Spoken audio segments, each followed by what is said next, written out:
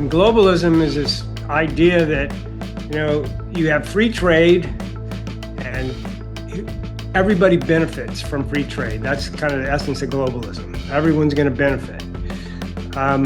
Whoever has the right skill set to make stuff, let them make it. And so we offshored our manufacturing base, and we created a services economy. Well, it turns out that was a really bad choice. Everybody seems to believe that we can just keep doing that. We can keep doing what we're doing, live off debt, use debt to maintain our standard of living, and everything's going to be kosher. Everything will be fine. If you look at all the data, not just some of it, but all of it, put all the data on a whiteboard about what companies are doing, what consumers are doing, across the board, every sector, you break them down. I've been doing it for 20, 30 years, and so I kind of know what's going on, and everybody else is a lot of people are new to it, and they're kind of guessing, if you will. And so I get questions over and over again. The one thing is, people look for opportunity and they don't want to miss out on it. So a lot of people are coming into this gold and silver space because they see it as opportunity, and they don't really look at it from a big picture standpoint. People they want to make money like this quarter, this year. It's about making money, right? It's very focused in that regard. But what's happening in gold is a much bigger, important picture, and it frustrates me because it's really difficult to connect the dots unless you have some historical background. For instance, like Wall Street, they have two blinders that makes it really hard for them to understand that gold is kind of the boogeyman here, and it's a problem. And their two blinders is, number one is who they work for. So if you don't get in alignment with the company culture, you're in trouble, basically. You better line up, right? And the company culture is our customers, our investors, and we're constant salespeople for our customer, right? So that's the first blinder. The second blinder for them is they're very short-term focused. It's really hard for them to think more than 2 quarters out and 12 months out, 18 months out. So they have these double blinders, and it's so you're not going to hear the story from them. You're not going to hear the story from Wall Street. And the only people that really talk about it are the people that really look at it from a historical context. And people, they don't like to do that because, people always like to have a real short-term focus. They don't want to look at a historical context. But gold was $2,000 in February 24. That's not that long ago. What happened? What changed?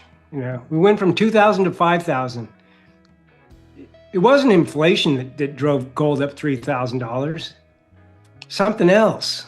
And nobody really wants to talk about it, or nobody really wants to think about it. But what changed was basically the U.S. no longer has the economy that can support what it's trying to do. It's basically we've been living off of debt since the 1980s. So we were a mercantilistic economy until the early 70s, and then we couldn't do that anymore. And then in the 70s, we're trying to figure out what the hell, what's our new strategy? It was a really bad decade because we couldn't figure out what to do. And then we went into the 80s, and Reagan adopted globalism. And globalism is this idea that, you have free trade and everybody benefits from free trade. That's kind of the essence of globalism. Everyone's going to benefit. Whoever has the right skill set to make stuff, let them make it. And so we offshored our manufacturing base, and we created a services economy. Well, it turns out that was a really bad choice. One of the most significant catalysts in mining is permitting, and recent progress has shifted the narrative. Paramount's Grassy Mountain project achieved a major milestone with a positive record of decision from the Bureau of Land Management. This approval followed a comprehensive environmental impact statement process and public review. Importantly, it represents one of the first major mine approvals under updated federal guidelines.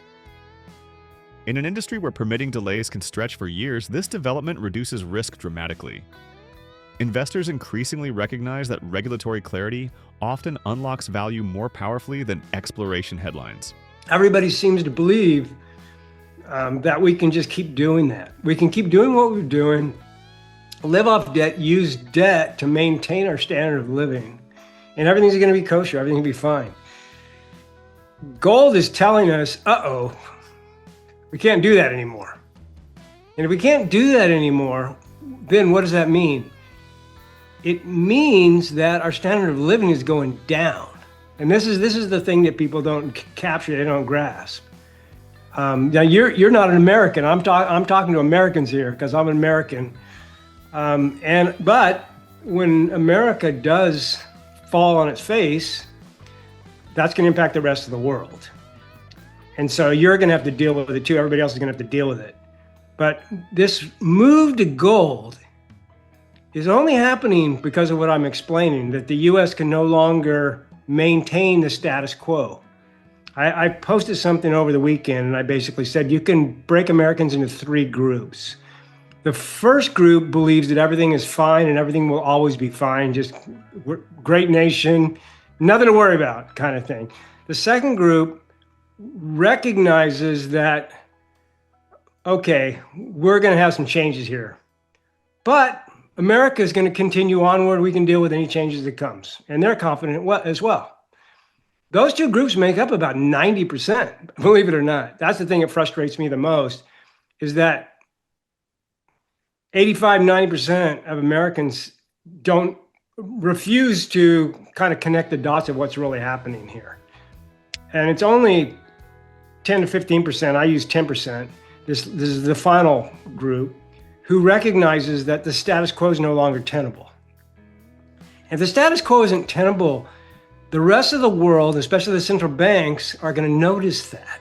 That's why gold's going higher, because they realize status quo is not, it's not going to work much longer. Something's going to change here, people. Ray Dalio calls it the change of the monetary order, and I think that's a pretty good way to state it. That's basically, kind of a euphemism for the U.S. is going to, kind of lose its global hegemony. We've been kind of the boss man since 1945, and that's all coming to an end. And it's coming soon. And everybody seems to think that, oh no, we just keep kicking the can. Everything's fine, we keep kicking the can. But if you look under the covers at the data, the actual data, it's very unsettling. As metals prices rise, not all mining stocks respond equally. Producers and near-term developers typically show stronger price elasticity than early-stage explorers. Companies such as Triumph Gold, Nevada King Gold, and Silver 47 illustrate this dynamic. While explorers offer high-risk optionality, developers with defined resources and permitting progress attract institutional capital first. Investors are increasingly distinguishing between speculation and execution. In today's market, the premium is placed on tangible advancement, updated studies, infrastructure plans, and realistic production pathways, rather than solely on drill results and conceptual upside. If you look at all the data, not just some of it, but all of it, put all the data on a whiteboard about what companies are doing, what consumers are doing, across the board, every sector, you break them down, you come to this view that, we don't have enough green shoots here. We got too many barren patches. We got some problems. Ed Dowd is one of the better analysts, I think, out there, who kind of connects the dots on the macro data that exists today. Andy Schechtman's another one, does a really good job. They basically look at all the data and they say, and that's kind of how I'm answering your question here, is that it's only a small group of us, 10 to 15%, who see it coming and basically want to own gold and silver. Now, I saw it coming 30 years ago, and everybody thought I was absolutely nuts. Now everybody's starting to figure out that maybe I did see what was coming. I mean, I had no doubt. So I was like, you can't print prosperity. And globalism was a system that was just begging for we even used the term early on in globalism, calling kicking the can. Let's kick the can. We won't deal with the problem. We'll just print our way out. We'll kick the can. That's what we even use, that terminology. Don't worry, we'll just kick it. And they came with a new term called modern monetary theory, where debt doesn't matter anymore. As long as you create liquidity, Janet Yellen said, we'll never have another financial crisis in my lifetime. She was basically bought into the whole modern monetary theory. We'll just use liquidity. As long as you have liquidity, everything's fine. Everything's fine. Yeah, until inflation shows up. Japan invented MMT and they never had inflation. So the US thought, oh, we can do the same thing. We can print as much as we want. We're not going to create any inflation. And then COVID arrived. Whoops-a-daisy. And now the genie's out of the bottle and the Fed is trapped. And I really believe that this is the last year of American greatness. Everybody's saying, people have been saying that for years and years and years. But connect the dots. This is really the first recession ever where the Fed really didn't have the tools to fix the problem. So this is when the fear trade is going to arrive. The fear trade is going to arrive when the Fed basically does a news conference after the recession starts and basically sounds like they don't have a clue how to fix the problem. That'll be the first indicator that we got a problem here. And that's when the other 85% are going to go, I need some gold and silver. I've been saying that the people that are going to buy gold and silver don't even know they're going to buy gold and silver. I'll end it there. Rising gold prices often spark consolidation. Major producers flush with cash begin scanning for acquisitions that can extend mine life or utilize existing mills. Consider Kinross Gold, which has generated substantial free cash flow at elevated gold prices. With strong balance sheets and declining debt, large producers are positioned to pursue strategic takeovers. Projects located near existing infrastructure become particularly attractive as capital expenditures shrink relative to growing cash reserves. History shows that bull markets in gold frequently culminate in acquisition waves, transforming overlooked developers into prime targets almost overnight. A new monetary order, you're going to get a lot of friction. It's going to be messy. And so that's really the big difference. But I didn't answer this question accurately, because people aren't ready for the truth yet. But maybe next year, maybe the year after that. But I like to tell people, you have no idea what's coming. The change, what we're shifting into is not what people are expecting. Okay. Put it this way, in a decade from now, the minority will not use money. A decade from now, the minority of people will not even touch money. It won't be part of their lives. Money won't be part of their lives. That's how drastic the changes are going to be. You wouldn't think of it that way. Everybody needs money, right? So the whole idea of money is going to change. The whole idea of regulations are going to change. Corporations are going to change. Everything's going to change dramatically over the next decade, and it all starts here. Okay. But I won't tell you why. Okay, then maybe next year we can talk about it in more detail. No, maybe next year. Even transformative news does not guarantee smooth price action.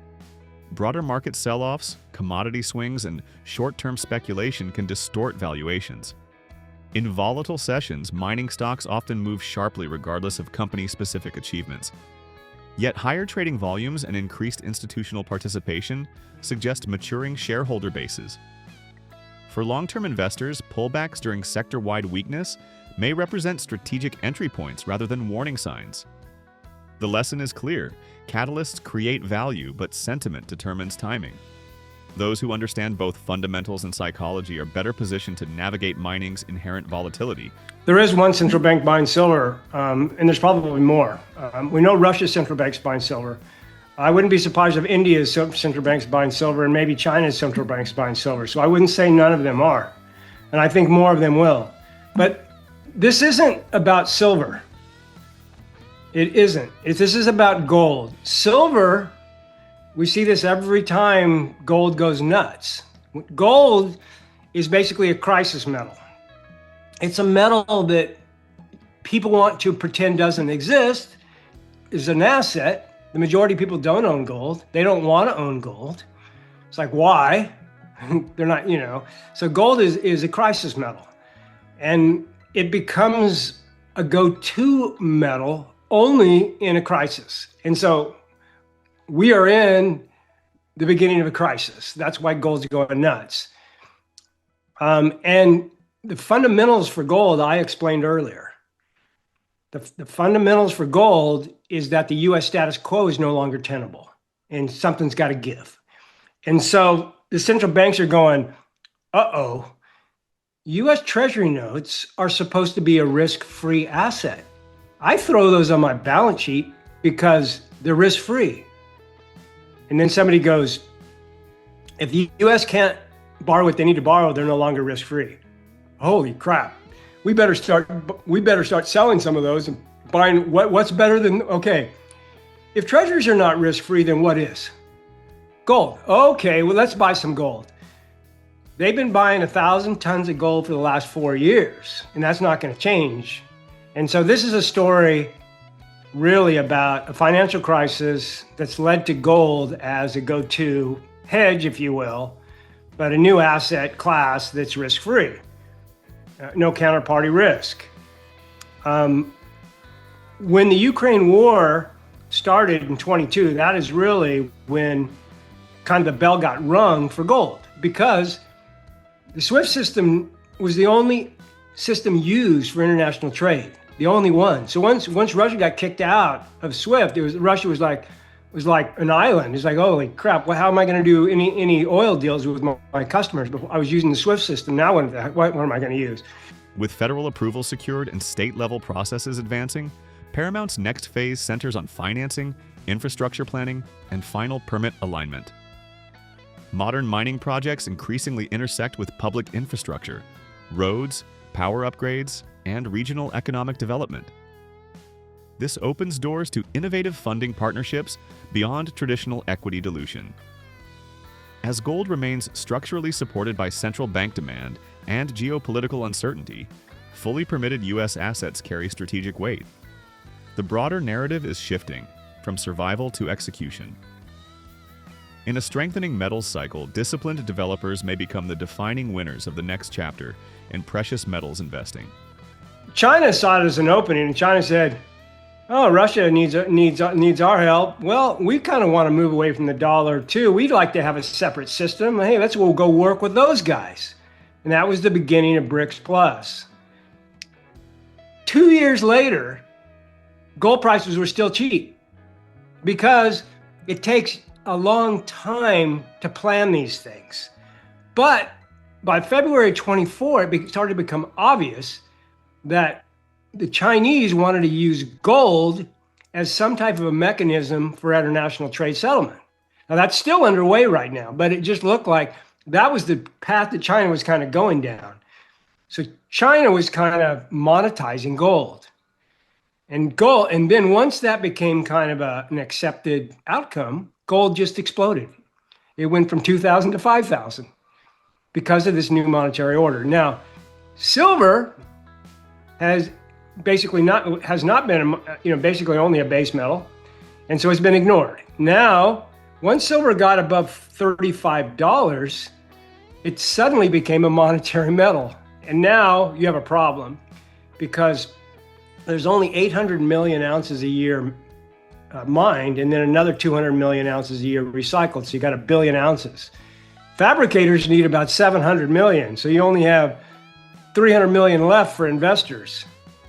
Well, that's not enough. Once it's a monetary metal, the investors go, well, we want some of that stuff too. So suddenly you got a problem. And so that's what's happened with silver. There's not enough for the investors. When I wrote my book, How to Invest in Gold and Silver, back in 2012, by the way, the 12th edition's out on Amazon. You guys want to read that.